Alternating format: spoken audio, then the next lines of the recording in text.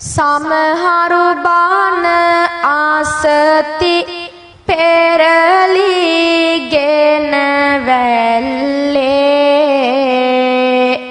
එන මුදු දොසක් පෙනෙනවා මෙහි එක එල්ලේ අරහමිනේ නිදි කිරණවා බිත්තිය මුල්ලේ ඔක්කොම කිරපු නිදිදා ගන්න කොමල්ලේ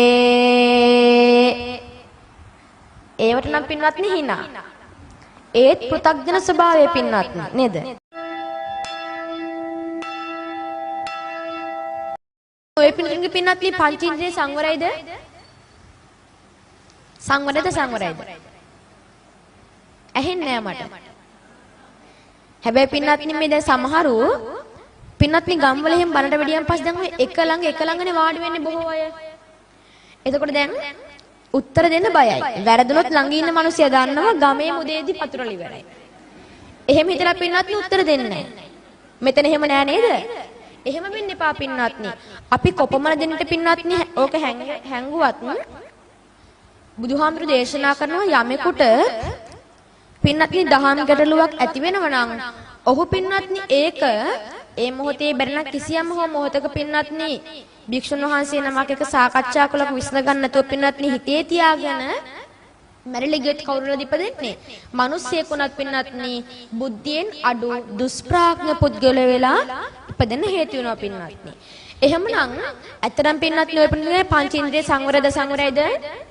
අසංවරයි. ඔය පින්නතුන් පින්නත්නි ඇහෙන් හොඳ රූප විතරද බලන්නේ?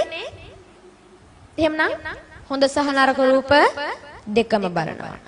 කනෙන් හොඳ ශබ්ද විතරද අහන්නේ? හොඳ සහ නරක ශබ්ද දෙකම අහනවා. එහෙමනම් පින්නත්නි පංචේන්ද්‍රිය අසංවරයි.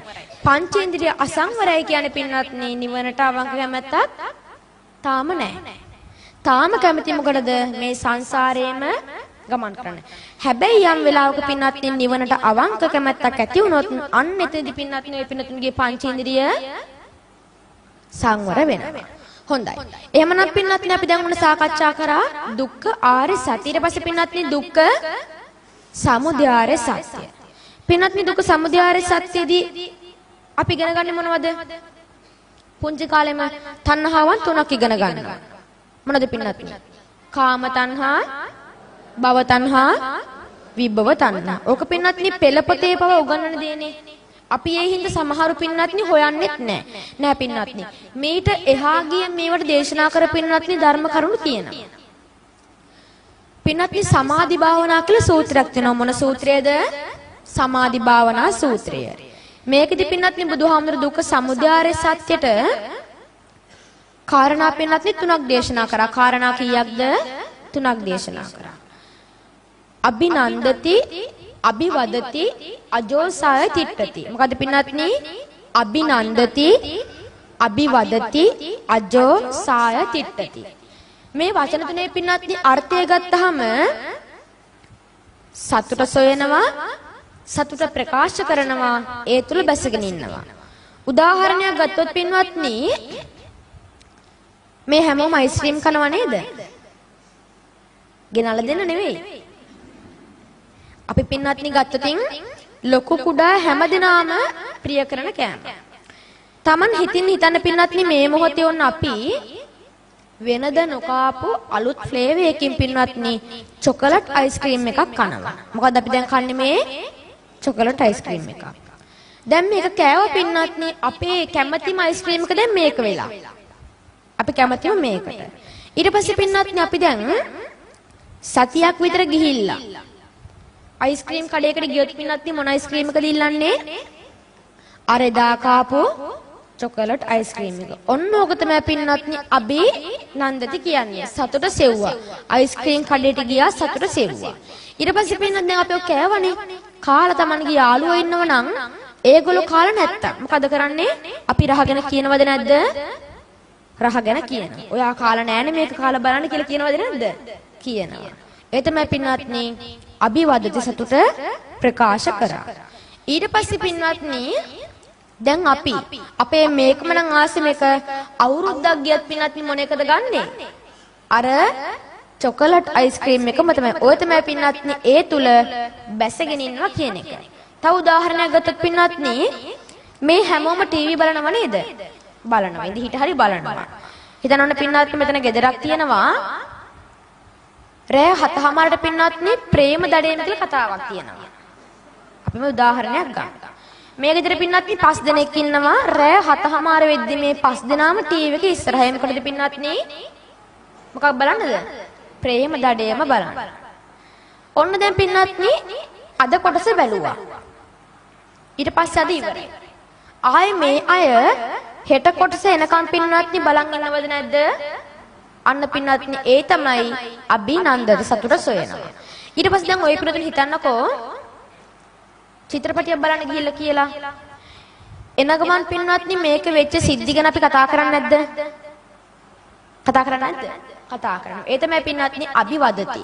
ඊට පස්සේ පින්නත් දැන් අර ගෙදර අර 5 දෙනා මේ කතාව පින්නත් කොටස් 1000යි නම් මේ 1000 ඉවරනකම් බලනවද නැද්ද? ඒ තමයි පින්නත් ඒ තුල බැස ගැනීම. ඔය වගේ ඔය පින්නතුන් පින්නත් ගෙදර ගිහිල්ලා හිතන්න.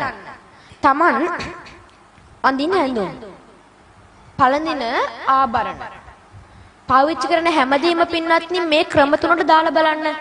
එතකොට Taman කොපමණ දේවල් වල පින්නත් ඇලිලාද කියලා බලන්න පුළුවන්. හොඳයි. දැන් ඔන්න පින්නත් මේ ක්‍රම තුනෙන් ජීවත් වෙලා පින්නත් කෙනෙකු මැරිලා ගියොත් ඔහුට නන්දියක් හට ගන්නවා. මොකද්ද හටගන්නේ? නන්දියක්. නන්දයෙන් පස්සේ පින්නත් උපාදාන ඇති වෙනවා. උපාදානයෙන් පස්සේ පින්නත් භවය ඇති වෙනවා. භවයෙන් පස්සේ ඊළඟ ජාතිය ඇති වෙනවා. මෙතන පින්නත් භවය කියන්නේ මොකටද? කියන බලන්න. ඔය පින්නතුන් හිතන විදිහට පින්නත් භවය මොකක් වෙන්නේ නැද්ද? හයියෙන් උත්තර දෙන්න නැහින්නේ නැහැ. පින්නත් භවය කියන්නේ අපි මොකටද?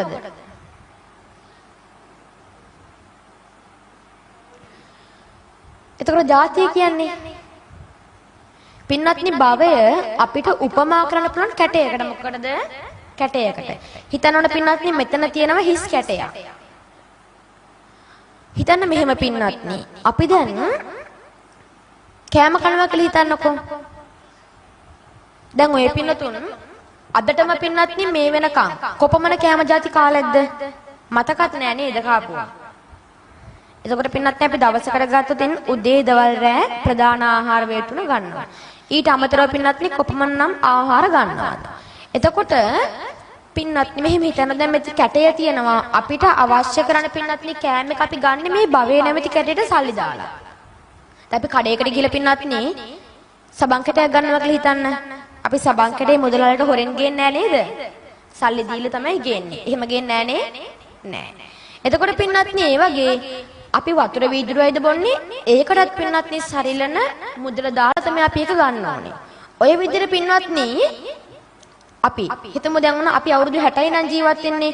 මේ අවුරුදු 60ෙම පින්නත් කෑම කනවද නැද්ද? මේක හොඳින් පින්නත් අහන්න. එතකොට අපි කෑම කනව පමණක් නෙවෙයි ඒ කෑම කන පින්නත් සල්ලි මොකද දාන්නේ? භවයේ නැමැති කැටයට. ඔන්න දැන් පින්නත් කෑම පැත්තකින් තියන්න. සල්ලිත් පැත්තකින් තියන්න. දැන් පින්නත් මේ අවුරුදු 60ෙම අපි පින්නත් සල්ලි වෙනුවට මොනවද මේ භවයේ නැමැති කැටයට පුරවල තියෙන්නේ? මොනද පින්නත්? කර්ම පින්නත්. මොන කර්මද? ඇස කන නාසය දිව ශරීරය මේ පංචේන්ද්‍රිය පින්නත් මූලික කරගෙන කරා වූ කර්ම. එතකොට පින්නත් එහෙමනම් ඔන්න දැන් අපි මැරෙන කම්ම මේ භවයේ නැමැති කැටයට පින්නත් කර්ම පුරවනවා. මරුණන් පස්සේ මොකද්ද වෙන්නේ පින්නත්? මේ භවයේ නැමැති කැටය බිඳෙනවා. බිඳිලා අපි රැස් කර පින්නත් කර්ම කොටස් දෙකකට බෙදෙනවා. කොටස් කීයකටද? දෙකකට. මොනවද පින්නත් මේ කොටස් දෙක? හයියෙන් උත්තර දෙන්න ඕනේ. කුසල කර්ම සහ අකුසල කර්ම.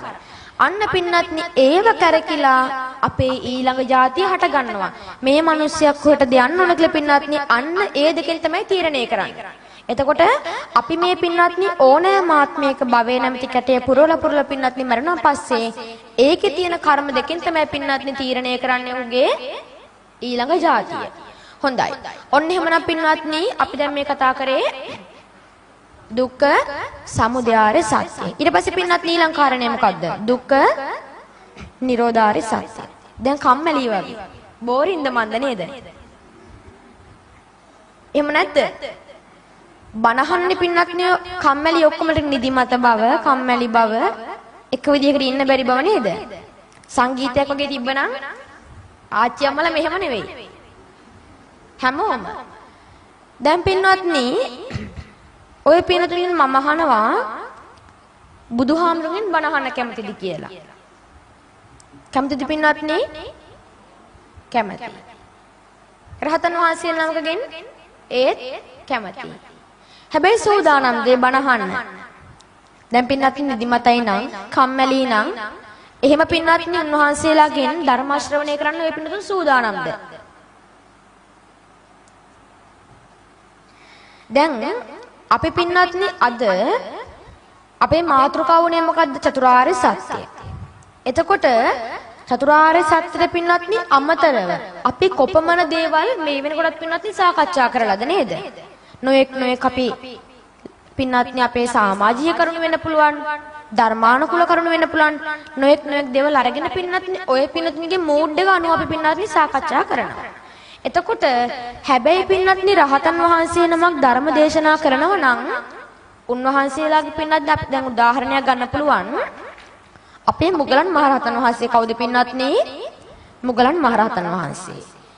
දවසක් පින්වත්නි භික්ෂුන් වහන්සේලා පිරිසකට සුන්සුමාර නැමැති ගිරි කඳු පාමුල අනුමාන කියලා සූත්‍රයක් දේශනා කරා. මොකද දේශනා කරේ? අනුමාන කියලා සූත්‍රයයි. මේකේ විශේෂත්වය පින්වත්නි මේක කලින් බුද්ධ භාෂිතයක්. මොකද්ද මේක කලින්? ඒ කියන්නේ පින්වත්නි බුදුහාමුදුරන්ගේ දේශිතයක්. ඊට පස්සේ ඒක තමයි පින්වත්නි නැවතත් මේ මුගලන් හාමුදුරු දේශනා කරන්නේ.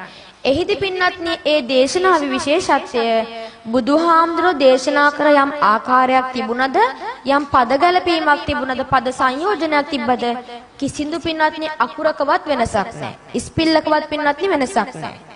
අඩුම තරමේ පින්වත්නි මහණෙනි කියන වචනත් උන්වහන්සේ පිටින් අරගෙන නැහැ. එතකොට පින්වත්නි එමනම් ඒ සූත්‍රයේ ඒ විදිහටමයි දේශනා කරන්නේ. එහෙමනම් පින්වත්නි දැන් ඔය පින්තුන මෙහෙම බණහල දැන් පෘථග්ජන භික්ෂුන් වහන්සේලාගෙන් බණහල පින්වත්නි මෙහෙම නිදිමතයි කම්මැලි නම් උන්වහන්සේලා පින්වත්නි පැයක් සූත්‍රකින් බණ කිව්වොතින් මැදදී දුවයි. මොනවද මේ දෙයනේ දේශනා කරන්න කියලා. ඊට පස්සේ පින්වත්නි ඊළඟ දවසේ බණ තියෙනකොට මොකද කරන්නේ? ඇතුළට එන්නේ නැහැ. එළියේ ඉන්නේ. දුවන්න පාර හදාගන්න බෑ. එතකොට පින්වත්නි රහතන් වහන්සේ. එතකොට දැන් ඔය පින්වත්නි කොහොමද බුදුහාමුදුරන්ගෙන් බණ අහන්නේ? දැන් පින්වත්නි මේව හිතන්න ඕනේ. අපි මේ කොච්චර පින්දහම් කරත් අපේ දැන් බුදුහාමුදුරු දැකලා බණ අහලා නිවන් දකින්න පින්වත්නි අපිට මෙහෙම බෑ. එතකොට දැන් ඔය පින්තුල හතෙන් දැන් අපේ නායක හාමුදුරුවෝ කොසල් මහරජතුමා ගැන කවුරු ගැනද? කොසල් මහරජතුමා ගැන. අහලා තියෙනවද පින්වත්නි එතුමා ගැන? අපි දන්නවා අසදෘශ්‍ය මහා දානේ පවා පූජ්‍ය ක්‍රීතුමා. පින්වත්නි මේ කොසල් මහරජතුමා ගත්තට පස්සේ එතුමා ධනයෙන්, බලයෙන්, පිරිවරින්, රාජ්‍යෙන් මේ හැම දෙයකින්ම හොඳ ශක්තිවන්තයෙක්, ධනවතෙක් පින්වත්නි. එතුමා මොකද්ද කරදේ පින්වත්නි බුදුහාමුදුරෝ බුද්ධත්වයේ ලැබලා වස් කාල 19ක් වැඩ සිටියේ කොහෙද? සවැත් නුවර ජේතවනාරාමයේ. ඔන්න පින්වත්නි ඕකම Taman උපයෝගී කරගෙන කොසල් මහරජතුමා රාජකාරී දවසක් හැරෙන්න අනිත් හැම දවසකම උදේ හවස ගියා පින්වත්නි බුදුහාමුදුරන්ගෙන් බණ අහන්න. කොච්චර බණ ඇහුවද කියනවා නම් පින්වත්නි සංයුක්ත නිකාය අදටත් තියෙනවා කෝසල සංයුත්තේ කියලා වෙනම කොටසක්. එතුමා විතරක් බණ අහපුවා. එතුමාට විතරක් බුදුහාමුදුර බණ දේශනා කරපුවා.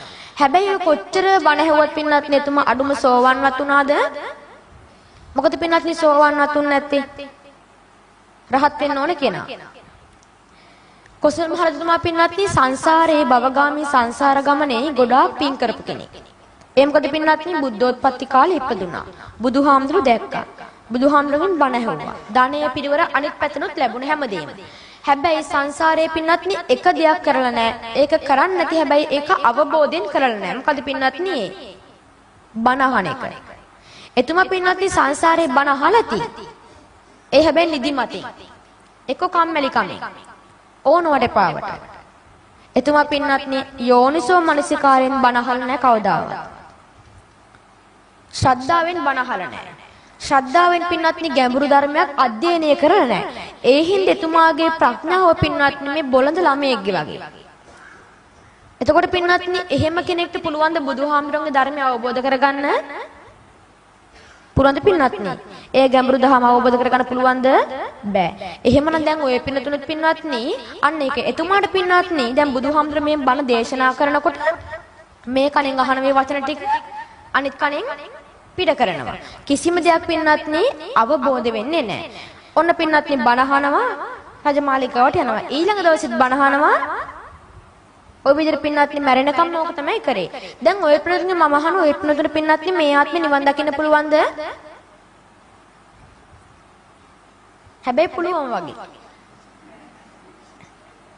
බැරි නෑ පින්වත්නි පුළුවන් හැබැයි අමාරුයි. ඒ මොකද මේ ගෙවපු වයසත් සහ ඇති කරගත්ත බැඳීම් එක්ක. පින්වත්නි දැන් ඒ හින්දා ඔය පින්නතුන් මොකද්ද කරන්නේ? සමහරු ප්‍රාර්ථනා කරන දාන ආදී පින්දහම් කළා පින්වත්නි අනේ මම මතු බුදු වන මෛත්‍රී බුදුන් වහන්සේ කාලේ ඉපදේවා උන්වහන්සේගෙන් බණපදයක් අහලා මම නිවන් දකීවා කියලා පින්වත්නි ප්‍රාර්ථනා කරලා පින් කරනවා. හැබැයි පින්වත්නි ඒ පින්නතුන් හරි හැටි බණ ඇහුවේ නැතොත් අර දන් දෙන හිඳ පින්වත්නි බුද්ධෝත්පත්ති කාලේ ඉපදේ බුදුන් වහන්සේ දකි බුදුහාමුදුරගේ බණහයි හැබැයි පින්වත්නි ධර්මය අවබෝධ වෙනවද? අවබෝධ වෙන්නේ. ඒ හිඳ පින්වත්නි දවසකට විනාඩි 10යිද පැයයිද පැය 2යිද බණ අහන්නේ ඒක පින්වත්නි ධෛර්යවන්තව මන අවබෝධයෙන් යෝනිසෝ මනසිකාරයෙන් බණ අහන. හොඳයි. එහෙමනම් පින්වත්නි අපි දුක්ඛාර සත්‍ය දුක්ඛ සමුදය සත්‍ය සාකච්ඡා කරා. ඊට පස්සේ දුක්ඛ නිරෝධාර සත්‍ය. පින්වත්නි දුක්ඛ නිරෝධාර සත්‍ය කියන්නේ මොකක්ද? නිරෝධය කියන්නේ මොකක්ද? නිවීම.